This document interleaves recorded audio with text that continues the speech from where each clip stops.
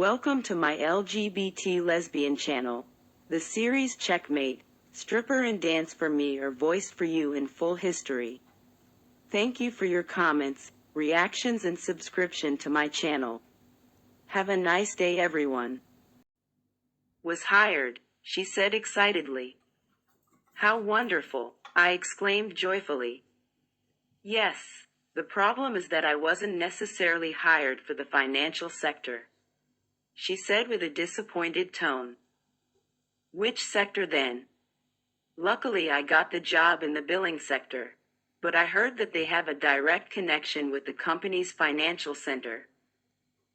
Yes, inside that system you'll be able to dig through whatever, even not being in the sector we need. And we didn't even eliminate curriculums. Allie felt bad for taking job opportunities from people. Vero spoke as if she thought about the idea. I let out a chuckle as I shook my head. The important thing is that she got it. Now we have fully watchful eyes on Colin's enterprise. Yes, I noticed that they are very systematic there. But about that don't worry, I will be discreet enough and will pass along all the information. Normani said sincerely. Will you be able to install the FBI program alone? Vero asked intently. The woman nodded. Yes, I know the installation process. It will work fully, as a kind of alarm.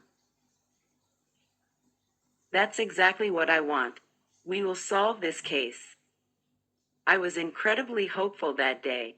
Everything was going as planned. Normani would enter with our eyes hidden in that place, and soon I would take more information from Clarice. I'll break the news to Allie. She will be immensely happy, Normani said with a broad smile. We'll talk to you later then. And Mani, congratulations. I received an excited smile from Normani. Thank you, Agent Yaregui. This was the third time in less than 10 minutes that I looked at my watch. If there was one thing I hated, that thing was to wait. I was now with the car parked in front of the building where Clarice lived. She informed me that she was already coming down and I had no other choice but to wait, right? I pressed delicately the button on the panel, turning on the radio that was playing a soft music. The beat spread across the small space of the vehicle, making me relax. It was when I heard light knocks on the window of the passenger side. Through the window I saw Clarice's broad smile towards me. I unlocked the doors, and she entered right after. I'm sorry I took so long, Lauren. It's okay, don't worry about it. You look beautiful. The woman stared at me with a beautiful smile, letting me notice how beautiful Clarice was. She was wearing a dark gray dress of loose fabric with thin straps that provided a striking and beautiful neckline. She had delicate and youthful traits. Her hair was blonde and of shoulder length. You really think so?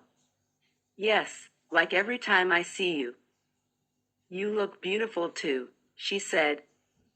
The blonde looked into my eyes and smiled. Then she took care of accommodating herself better on the car seat to then pull the seatbelt. I promptly did the same before starting my car. Where are we going? We are going to Skyroom. I hear it's wonderful. Oh, yes, it's great. Do you usually go out a lot? -1 asked as I sped out of the condo parking lot. Clarice shrugged, analyzing me. Yes, when I have time I go out a lot. I get so stressed in my work that I like to go to a pleasant place with some friends later. I nodded serenely, with a brief smile. I imagine that it must really be too stressful to spend the entire day in that company. The woman sighed heavily. You have no idea how much. There are days when everything is calm, but lately things are tense. But let's not talk about that. Work issues are tiring. It's okay if you want to talk about it, I don't mind. I tried to seem as natural as possible. I knew that talking about work on a date wasn't the best of options, but I couldn't forget not even for a second the real reason why I was with her that night. Clarice was a beautiful and attractive woman, but my focus was another. Better not. Damn it. I nodded and continued to pay attention to the path we followed. New York was literally the city that never slept. The streets were still extremely busy, with people circulating from one side to the other, in random and at the same time common paths. We were in the middle of Manhattan, near Times Square. The cluster of people that circled made me rethink the idea of continuing driving, so I parked the vehicle in a free parking spot and asked the woman next to me to accompany me. The Skyroom wasn't so far away, the path would be short and pleasant. I imagine that Manhattan's movement doesn't come close to your old towns, right? Clarice asked as she walked beside me. I looked up and stared at her relaxed countenance. Yeah, I bet there are more people in Times Square than in the entire town of Mount Vernon. The blonde smiled amusedly, letting her attention be stolen by the huge screens that the buildings possessed. The commercial advertisements were all made there, and to be honest, it worked very well, since Manhattan was New York's financial center. But are you liking it here? We stopped in front of Fairfield Inn and Suites Hotel, place where Skyroom operated. The blonde stood in front of me, waiting for her answer. I flashed a small smile, staring at her blue eyes. I'm loving it. I'm glad to know, Lauren. I rested my hand on her waist, leading her into the hotel. After a long talk with Barrow, she gave me 2 entries for Skyroom. She said she had won it from one of the women she met a few days ago. I wasn't very interested in hearing the story, I was more interested in getting the free pass to the bar. Skyroom was one of New York's best bars, an attractive spot for many people of high purchasing power. I figured that it would be a good first impression to take the blonde to a place as pleasant as that one. This place is always incredible, Clarice murmured when the elevator metal doors opened. It's the first time I come here, and it looks great. You need to get to know many things in this city. I will, most certainly. We were in the 33rd floor of the hotel, on the roof. It was a large and modern space, with glass details everywhere. Median illumination, which gave a more reserved air to the environment. There was a small stage where a jazz band played. A lively music for everyone in there, sipping from their glasses filled with alcohol. Where do you want to sit? We were still near the entrance, where there were a few small tables with white padded seats. There were some couples, and some friends in a fun conversation. We can sit in a more private place. Clarice gave me a suggestive look and at the same time excited. We can stay a little in those tables near the stage, and then we can search for a calmer place. I tried to give another option, but the woman pulled me by the hand to the tables in the front. The place was crowded and pretty excited, by the way. We sat in the nearest area to the stage to enjoy a little bit more of the show. The jazz band was wonderful. Clarice had a lot of fun while drinking. I controlled the amount of alcohol I drank that night. I couldn't afford to get drunk in the middle of an investigation. We stayed for a good time in a lively conversation, flirting and even fondling.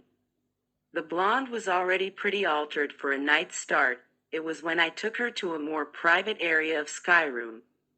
The outside area had less people, only some couples. Tell me, for how long do you work in CE? Clarice sighed, bringing the glass with vodka up to her lips, taking a soft sip. 2.5 years, I think. That's quite some time. It sure is. No one lasts long in that place. Why? I asked, trying to seem subtle about it. I don't know. The only ones who lasted were John and Hyder. But he left a while ago. He left? He preferred to go solo? I asked as I took a sip of my beer. No, he and Mr. Collins had an ugly fight. They said that Christopher had a big project, but needed Mr. Martinez's vote for it to be approved. Hyder preferred to support the other guy, because if he supported Chris, he would be the most stipendiary. I don't know, it's very confusing. Clarice said as she moved closer to me. It turned out that Hyder invested in a shell company and lost all of his shares. Nowadays he blames Mr. Collins. Shell company? -1 asked curiously. Yes, his money was practically all stolen. I don't know, he had to be removed from Collins.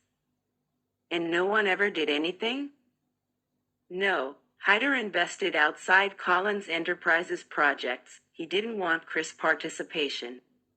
I remember that the atmosphere weighed heavily in that place. I thought it would work out, but weeks later Hyder got upset when he found out he had lost everything. And Christopher didn't do anything? Clarice let out a sarcastic laugh. Christopher Collins doesn't help anyone. I think no one in there likes him, only John and his wife, of course. And you?